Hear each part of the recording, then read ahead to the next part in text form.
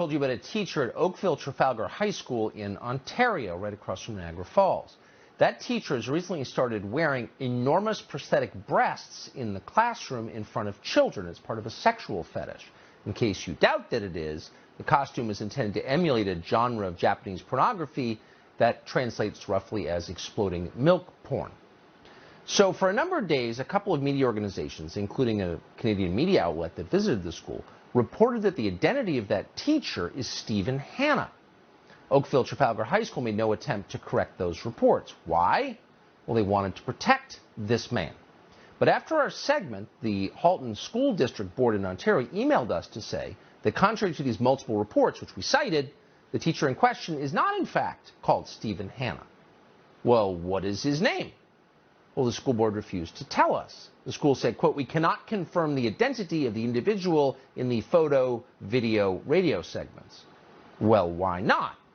This is a teacher, this is an adult man who's enlisting children in his sexual fantasies. You might want to know his name, because he's a dangerous creep. So today, once again, we reached out to the Halton District School Board to ask, why are you hiding the identity of a man who is enlisting children in his sex fantasies? They refused to comment. In addition to the school board, Oakville Trafalgar High School in Ontario was also protecting this teacher. In fact, the high school has a policy of protecting teachers who expose themselves in the classroom. The school's official policies state that, quote, "Dress codes must prevent students from wearing clothing that exposes or makes visible genitals and nipples." Oh, okay, that's the policy, but it applies to students. So this guy is free to wag his prosthetic breasts in the faces of kids because he gets off on it. This is disgusting. It's the abuse of children. It harms children. Sexualizing children harms them when adults do it. And we know it's happening because it's on camera. And students have complained about it. But the adults, the school board, and the media are protecting this guy. And it's not just Canada. This has started in the United States.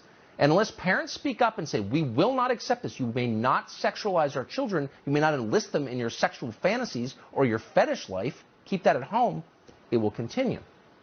Well, Jamie Mitchell has been one of the leading voices against this. She founded the group Gays Against Groomers, and they are groomers.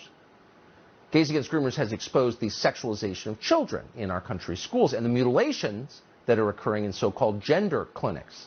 Grotesque.